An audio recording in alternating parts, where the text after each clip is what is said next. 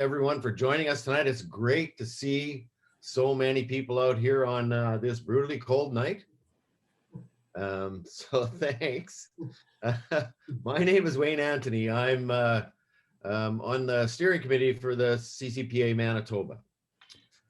Before we start, let's begin by acknowledging that we are broadcasting today from Treaty 1 territory, the original lands of the Anishinaabe, Cree, Oji-Cree, Dakota, and Dene peoples, and the homeland of the Métis Nation. The hydroelectricity powering our computers is generated in Treaty 5 territory, and the water that sustains us comes from Treaty 3 territory. As treaty people, we acknowledge the damage of the past and the present and commit ourselves to working in meaningful partnership with First Nations, Métis, and Inuit peoples. So this is the first of the second season of Speaking Up. And there's going to be 3 more conversations for our second time around with Speaking Up over the next three months. And first of all, I want to start by thanking everyone who helped put this together, particularly Molly and Andre and Karen, and our presenters tonight, Ian and Jesse. Speaking Up is a series of conversations about getting to a better socially just future. Our intention with this series is to bring together CCPA supporters and others to talk about how we can create that socially just future. So we'd ask, if you want to find out more about the CCPA and what we do, you can check out our website, which is at www.policyalternatives.ca. And if you can, we'd love it if you can support us with a donation. The social justice research that we do at the CCPA depends so much on the support of people like you. And there'll be a link in one of the slides on how to go about making a donation if you so wish to. We're also going to provide a link in our chat on how to sign up for our newsletter and our Fast Facts emails. As well, I want you all to know that we are going to be recording the presentation part of tonight's event, and that presentation will be available later on CCPA's YouTube channel. And you'll get a link to that in an email that will follow up this event. And as Andre suggested in the chat, if you're comfortable, we really would like and encourage everyone to keep their cameras on while we go through this, our event tonight. So in the past, Speaking Up was held at a local venue. Actually, it was XQ's on Sargent. Great place. But now we have to be virtual. But we want to try to replicate that venue as best we can, knowing that we're learning how to do that as we go along here. So Ian and Jesse will speak to us for about 30 minutes, and then we'll have 10 minutes or so to talk amongst ourselves at tables that Andre is going to put us all at. And when we were at XQ's during that little break after the presentation, we used to go and we would have some pizza, and there was one time we had some cupcakes and, get a coffee or a tea or a beer or a glass of wine or some such thing like that. And we're hoping that you'll all do that tonight. And then we'll reconvene after that little break in this room. And Molly McCracken, our executive director, will host the last part of the evening. So tonight's conversation is about taxes, something that glazes a lot of eyes over, I think, now and when you say it, but taxes are essential if we're going to have any kind of social justice. And our Ian and Jesse are going to lead us through a conversation about the necessity of taxes, who benefits from them, and who should pay them. In the end, looking at taxes about whether or not we are taxing the things we should be for a fair, prosperous, and green economy and society. So tonight we have Ian Hudson and Jesse Hajer. Ian is a professor in the Department of Economics at the University of Manitoba, and he's a CCPA Research Associate. Ian is the author and co-author of several books on economics and politics, and his research focuses on political economy and ethical consumption. Jesse Hajer worked for the Manitoba government, but he's now also at the University of Manitoba teaching in economics and labor studies. His research is on poverty, housing, labor, and government budgets, and Jesse is also a research associate at the CCPA. Just before we start, we're going to have a little bit of a kind of a poll that we'd like you all to fill out, that just to get a sense of where everybody's at on this whole topic of taxes. And there it is. So click on it and Ian and Jesse will know about everybody in this room. So there we go. And now I'm going to turn this over to Ian and Jesse. Thanks a lot, fellas. Okay, fantastic. Okay, perfect. So a big thank you to everyone for coming out here. A huge thank you to the CCPA for setting this up. I hope we can have a nice, relaxed, and entertaining conversation on what Wayne describes as a topic that puts everyone to sleep. So we'll see how we do. We see if we can keep everyone awake until 8:15 here. So Jesse and I are sort of going to start out this conversation with the old sort of chestnut that taxes are the price of a civilized society, which we agree with, but we're also going to try and extend it a little to argue that taxes can actually help create a civilized society. So what we're going to try and show is that taxes aren't just useful because they fund the goods and services that can create a more fair society, although of course they do, but also that taxes in their own right, even abstracting for the things that they can buy, can actually help improve certain dimensions of societal fairness. And we're going to try and do it by highlighting three things. The first thing is we're going to try and demonstrate that taxes are probably a little bit too low to fund the important goods and services the government needs to provide our society. The second thing we're going to try and do is show that to a certain extent, at least, taxes are drawn from the wrong people in society. And the third thing that we're going to try and show is that taxes are levied on the wrong things. Or if I was going to be a little more careful about that statement, I might say they're levied on what are not necessarily the right things. And so there's a lot of very judgy words there. So, you know, taxes are too low, or they're levied on the wrong things, or the wrong people. And so maybe we'll start off before we get into that three-pronged bit of the presentation, just by explaining how we're trying to set up judging what is wrong and what is right and who should pay and who shouldn't pay. And so we'll start with a very, very brief discussion, which philosophers would, I'm sure, find disastrously incomplete, on the idea of fairness. Or at least I'm going to try. Here we go. On the idea of fairness. So this is kind of the standard, kind of conventional public finance properties of fairness that they say you should probably implement when you're thinking about any particular form of taxation.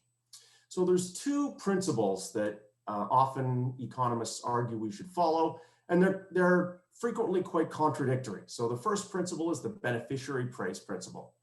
So that principle follows the idea that the tax should come from those who primarily benefit from the services that the tax revenue provides.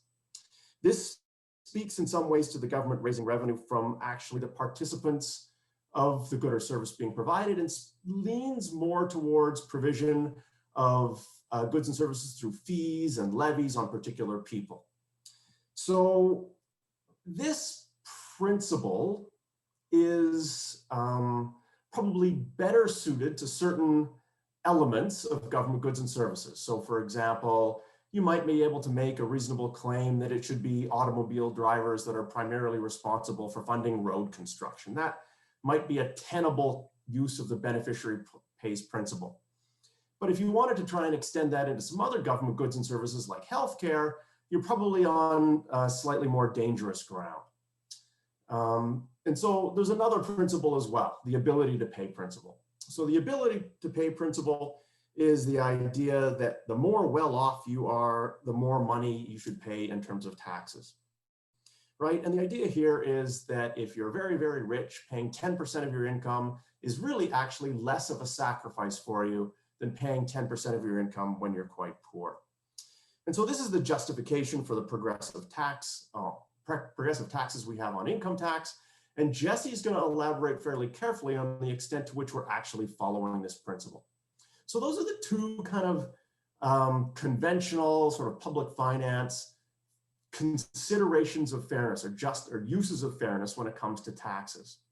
But what Jesse and I are going to try and do, I haven't consulted with Jesse very much here, so he might want to completely disassociate himself from this. But at least what I'm going to try and do is argue that what we can actually do is extend these principles. So instead of thinking about just fairness in taxation, we might actually expand that to think about something like taxation for fairness. So this is an expansion where we argue that there are certain, hopefully, well, maybe, perhaps, I might hope, are relatively uncontroversial dimensions of fairness that I'm going to try and argue are being badly violated in our current economic and political system. And we might be able to use and reform the taxation system in an effort to increase what we might think about as societal fairness. So I'm going to talk about these three sort of dimensions of fairness and why they're being violated. So the first dimension of fairness is intergenerational environmental sustainability. So I don't think it's a massively indefensible claim here that we've got a bit of an environmental problem in our hands, right? Global warming, which is the chart that you see in front of you here, is only one manifestation of a much broader problem. And so here I'm sort of referencing climate change, but I could have provided equally catastrophic graphics about deforestation, reduction of biodiversity, loss of wildlife habitat, marine life, any one of these things. And the big conclusion here is that we're in the process of actually compromising future generations' abilities to provide for themselves, to have a livelihood that we currently enjoy. And so if that is a reasonable version of fairness, and it's a version of fairness that's sort of very common in sort of the environmental sustainability literature, we're probably currently in the process of violating it. So that's one dimension of fairness that we might think about and we'll reference later on. Another would be equality of opportunity. So equality of opportunity is the idea that everyone should have an equal starting point in life, that people should have an equal chance to succeed or fail. And when economists have done sort of thought experiments or surveyed people, they find a great deal of support, at least for this principle. The problem with this principle is that it is violated so routinely in our political and economic system that it would require an almost entire restructuring across a whole host of dimensions in order to achieve anything approaching equality of opportunity. We would have to reform how we fund schools, how we access daycare, our ability to nourish children, especially young ones. And so the restructuring would be massive, but there is one particularly obvious way in which we compromise equality of opportunity, and that's through inheritance. And so I've provided one graphic here about what the TV show The Good Life described as people who think they've hit a home run but started off at third base. And for these people, really, they're not even starting off at third base. They've got a foot right firmly on home plate. Yeah. And so what this is a measure from Canada's wealthiest 87 families of the percentage who simply inherited that money. So all of the colored bits of the pie are 55% of these 87 families who simply inherited the money that they currently enjoy. Only 45% of the families actually earned it in the generation that they're in the first generation. This isn't, sort of certainly isolated only to Canada, right? A study in the United States found that in 2010, 55% of total private wealth was inherited. And so this obviously violates the concept of equality of opportunity. And again, we'll return to how the tax system might be able to set that right, at least to a certain extent. And then finally, you might think about a principle of fairness as egalitarianism. So now I'm probably getting into more controversial ground. Certainly, if you say to someone or most people, everyone should get the same no matter what. Most people object to that as a concept of fairness. But having said that, what is also true is that if you present the actual data on current income and wealth inequality as it exists in Canada and the United States, most people find that profoundly unfair. And so I've got one measure, at least, of how you might, or how you could sort of conceive of income inequality between people. And so this is the income inequality that exists between a top 100 CEO pay and an average worker's pay. And what you can see if you look at the dark line there is that the average CEO and average top 100 earning CEO earns a fairly healthy $12 million a year in 2018. And that represents 227 times the salary of an average Canadian worker. Now, this doesn't have to be the case, and in other countries, this is dramatically different. In Japan, for example, the ratio of top CEO to average worker pay is a much more modest 50 to 60 times. So those are kind of the principles of fairness that we're going to try and adhere to. It's on that basis that we're going to judge who should be taxed and what should be taxed. And I'm now going to turn it over to Jesse Hajer to start filling in our how much should we be taxing and are we taxing the right things? Jesse? Thanks, Ian. One of the main reasons we levy taxes, as Ian mentioned, is that we need revenue. This revenue is important for social services that we all as Manitobans, as Canadians, as Winnipeggers rely on. What we expect from government changes with the times. What I have up on here is a graph about the amount of tax revenue as a percentage of income that governments in some of the bigger, wealthier countries have taken in over the last 150 years. Now, 150 years ago, the expectations of government were quite modest. The amount of taxes that were raised by governments reflected this fact. So back in 1970, governments in wealthy countries provided only the most basic services to the public. These included some modest public works projects, law enforcement, the administration of justice. There was some, but quite minimal health and education services. And around that time, tax revenues made up about 7 to 8% of national income. You fast forward to modern times, and governments now play a much larger role in the economy and the provision of goods and services. Public services such as healthcare and education are important sectors of the economy. Governments also do a lot more to redistribute income than they did 150 years ago. So these changes are reflected in how much revenue we collect as taxes. So tax revenue nowadays makes up between 30 and 55% of income in modern advanced economies. Next slide, Ian.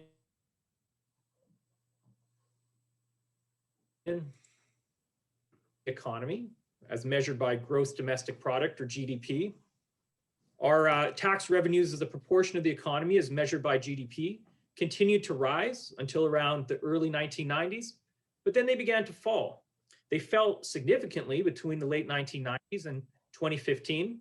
We've seen them start to go up a little bit. Again, this is partially due to some increases in taxes on higher income earners. Next slide, Ian. Today, we tax to do many things. We tax to redistribute income, to alleviate poverty and reduce inequality. We use it to fund public services that have broad social benefits. I have a pie chart up here of the Manitoba 2020-2021 budget that reflects these functions. So health is by and far the largest category of expenditures at 38%. Education is the second largest at 17%. The families category, which includes social assistance, social housing, and rental assistance, as well as child and family services, is our third largest category at 12%. So this idea of redistribution and providing important modern services that we expect of our government make up about 2/3 of provincial expenditures. Next slide, Ian. The government currently funds vital public services. There's no doubt about it, but there's many beneficial programs and activities that are under-resourced or not funded at all. We have a constant refrain, particularly from the current government, who tells us that resources are limited or we need to control spending. We have to pay down the deficit, pay down the debt, despite the fact that we have programs that can actually pay back government what it costs and more because of having such a high social return on investment.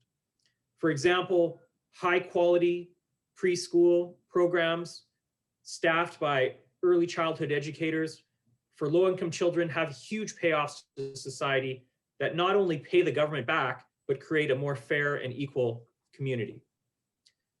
Up here, I have some items from the Canadian Centre for Policy Alternatives Alternative Provincial Budget, And this budget puts forward a number of well-researched proposals for interventions in our economy and our society that are well-researched and have strong paybacks for our collective well-being.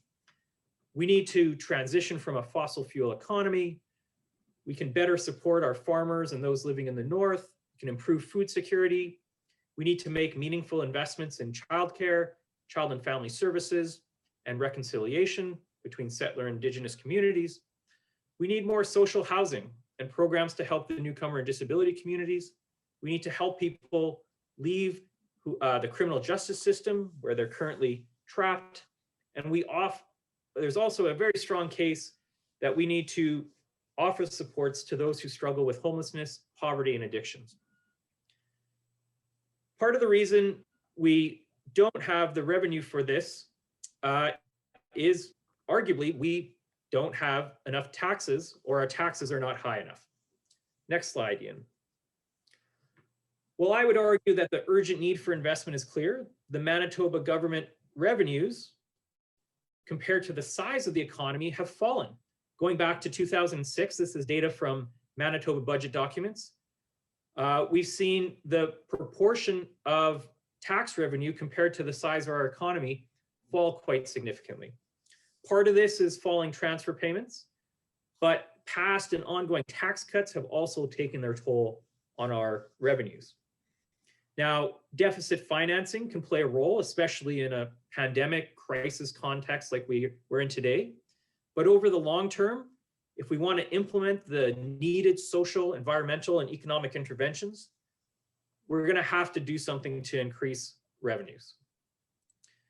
Now, where does the Manitoba government get its revenues from? Most of it comes from taxes and fees. So income tax is the largest single source, but it's important to remember this includes income tax paid by households as well as corporations. The retail sales tax, or the PST, is another significant source, as is the education property tax and taxes such as the gas tax. Manitoba is the beneficiary of significant transfers from the federal government. And we have other sources, including fees for things like tuition, driver's licenses, revenue from crown corporations, such as Manitoba Hydro, and investment income as well. So can Manitoba afford to raise taxes? Ian, can we move to the next slide? Compared to other provinces, I would argue we certainly can. We're basically middle of the pack. You look at Quebec, for example. Quebec collects the equivalent to around 21% of GDP in taxes and fees. In Manitoba, it's hovered around 15%. That's a huge, huge difference and a lot of room to move. Next slide. When we look at the amount of corporate income tax relative to the size of the economy, Manitoba is particularly low. Contributing to this fact is that Manitoba is the only province not to tax the income of small businesses. In Manitoba, a small business is a business with an income under $500,000. So no taxes being raised on that income. And the next province close to us would be a 2% tax. So still a pretty big gap. Next slide, Ian. Manitoba could also do a lot to improve the degree to which our tax and transfer system here in Manitoba addresses inequality. When we look at income before tax, Manitoba is the fourth most equal province before taxes and transfers based on market income.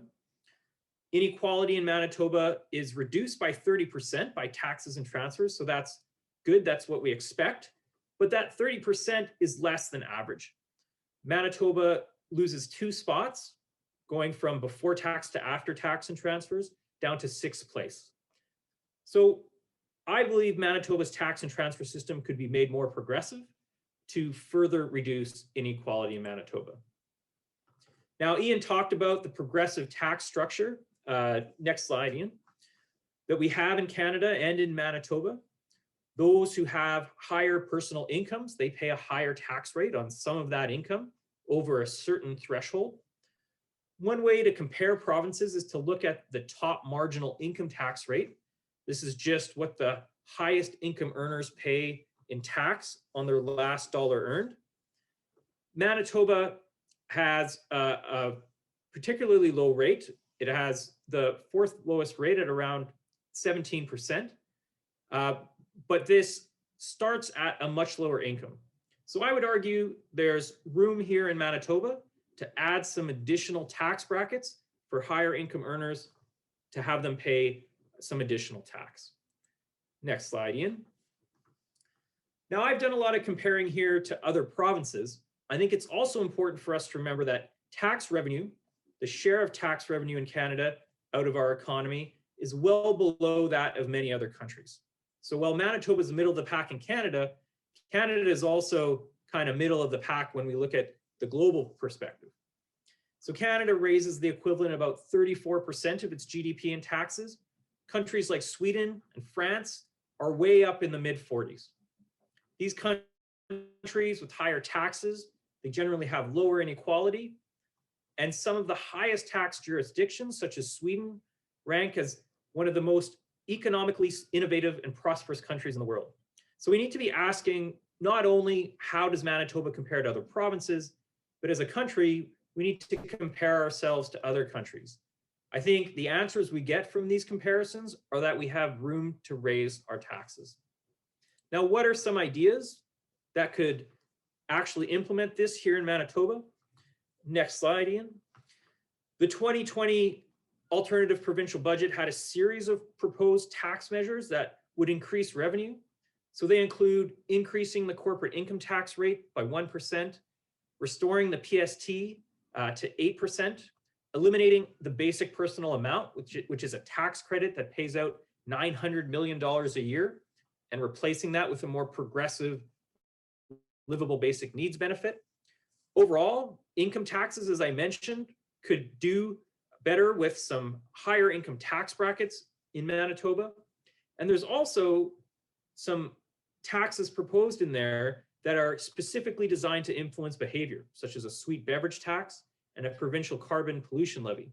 So I'm going to pass it back to Ian, who's going to talk about these kind of taxes and how they can also make a difference.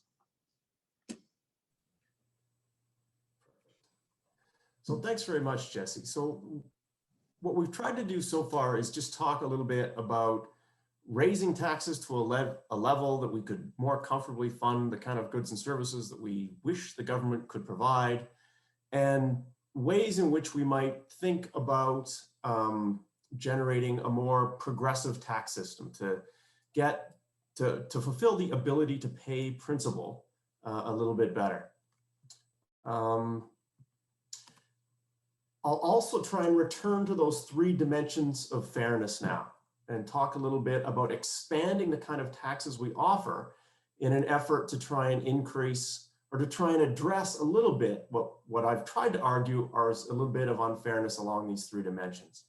So if we take the first one that I talked about, the intergenerational environmental sustainability, what I'll try and do is argue here that taxes, even abstracting from what you could spend them on, taxes in their own right, by changing prices, could create a much more environmentally sustainable future for people. And on this front, there's some particularly low-hanging fruit that is sort of easily pickable. So for example, according to the International Institute of Sustainable Development, in Canada, between the federal and provincial government, there's about $5 billion in fossil fuel subsidies that are available, that are taken up by companies in 1 year, 2019, 2020. Those should simply be eliminated. And by changing a whole variety of prices, not just on fossil fuels, but on other things, we could create a much more environmentally sustainable future. So what you've got on your screen, the graphic that probably looks a little bit confusing there, but really all you have to look at on this graphic is where the red arrow is, which shows Canada in comparison to other OECD or sort of wealthy nations. And what the graph shows is two things. Between 1995 and 2017, the environmentally related tax revenue as a percent of total tax revenue has in fact fallen. Now, Canada's not alone here. Every single country on the right-hand side of that graph follows the same lowering of environmental levy trend. It's only the very few countries on the left-hand side of that graph that have raised their environmental levies as a percent of total revenue during that time. So that's the first thing, is Canada has been reducing when it should have been increasing environmental taxes as a percent of total revenue. But the other component is to see how low Canada is relative to other nations there. So what we would argue is that this creates a great deal of room to levy a wide variety of environmental taxes, which would change behavior and create a more environmental future for people. So the carbon tax is the most obvious. So both the alternative federal budget by the CCPA and the alternative provincial budget by the CCPA have recommended increases in carbon tax. And it's certainly true that there seems to be room here. So the Organization for Economic Cooperation and Development, the OECD, argued that even after Canada's carbon tax is fully implemented at its predicted or proposed value of $50, that would still place it in, and in quotes, moderate compared to other nations internationally. Just for one quick comparison, Sweden's carbon tax is $120 US as opposed to Canada's 50. So there's considerable room for expansion here. You might also think about levying taxes on particularly problematic sources of pollution. So the alternative federal budget, for example, recommends levying taxes, additional taxes on bunker fuels that are used in international aviation and marine shipping, which are particularly polluting. So this would change the price of certain kinds of energy and try and change people's behavior as a result of those changes in pricing. The CCPA has also produced a bunch of alternative municipal budgets over the past number of years, and they had some very, I think, innovative ways of trying to change what we tax in an effort to change the actual urban form, to try and restructure the way the city looks in an effort to make it less dependent on vehicle traffic and reduce its land use, both of which are important in terms of environmental sustainability. So for example, the alternative municipal budget for a number of years attempted to propose different ways to alter the city taxes so that it increased the taxation rate as you moved further and further away from the city center. So the idea here is that you increase taxes for urban sprawl and new developments outside the city center as a way of changing prices and altering people's behavior to try and create a more condensed, less sprawl-oriented city. And something like this is certainly badly needed, even if it means replacing the city's now problematic impact fee. And the second thing that the alternative municipal budget has been proposing is some form of mobility pricing. So the idea here is that you try and create a price that makes a deterrent for people moving around in their vehicles, right? These are often called commuter or congestion charges, and different places have charged these in different ways over time. So New York City used to charge a commuter fee where it levied a tax on everyone that commuted into Manhattan from one of the suburbs. There are congestion charges based on vehicles traveling into the center of the city in places like London and Stockholm. And Mexico City actually charges a fee for every single parking space that businesses put up in front of their stores. So all those would create pricing mechanisms that would try and generate a more sort of livable city and a more environmentally sustainable future. If we're going to turn to the second dimension that I talked about, a lack of equality of opportunity, and argue that inheritance is one of the key methods for that, the most obvious way to reduce that is to tax inheritances. Now, what you've got on the screen in front of you is the level of taxation on inheritances or bequeathed gifts or estates, however you want to talk about that.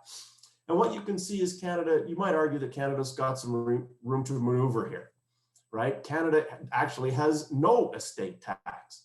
And even nations like the United States and the United Kingdom, which we perceive to be less tax friendly, and Jesse has correctly pointed out that they're actually a bit tax resistant, at least make some effort to tax estates.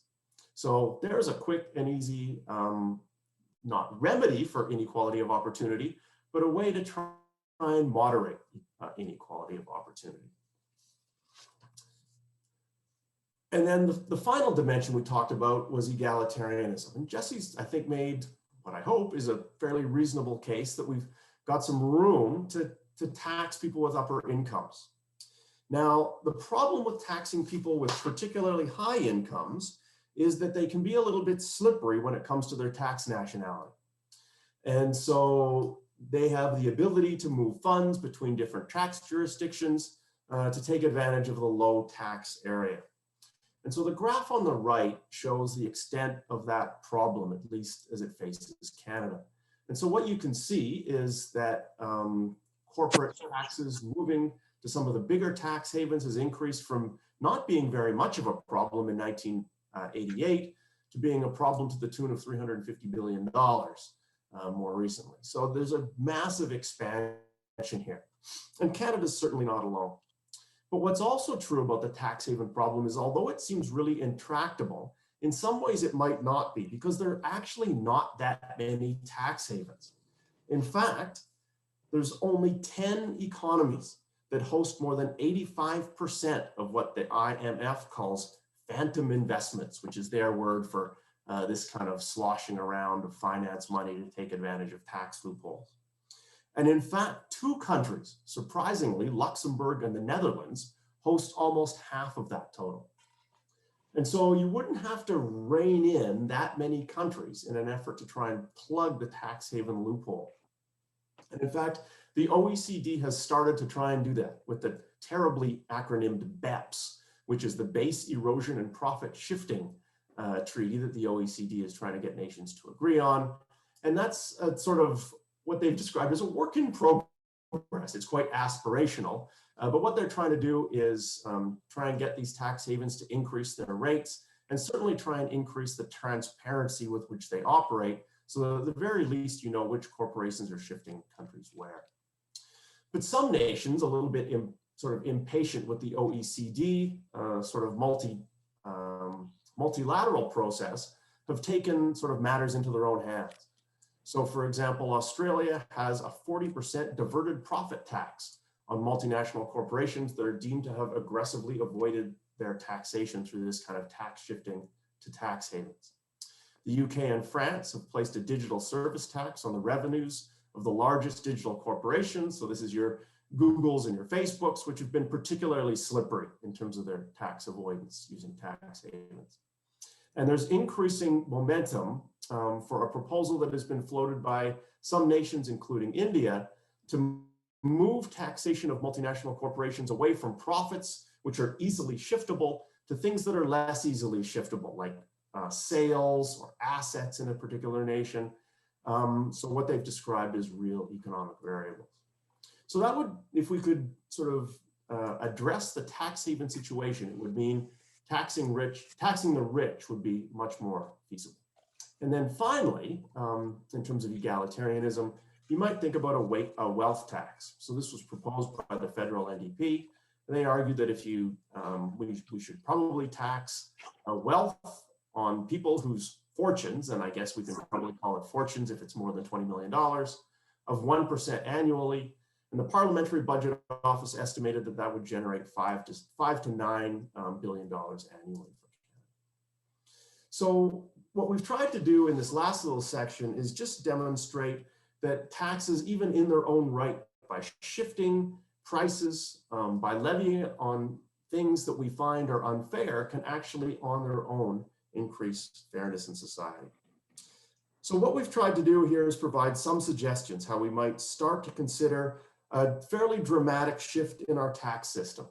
One, to increase tax revenues so that we can provide more important governmental goods and services. Two, to change who pays existing taxes to better accord with the ability to pay principal.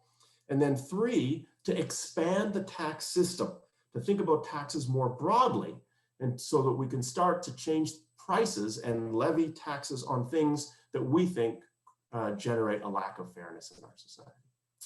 Thanks everyone very much for listening.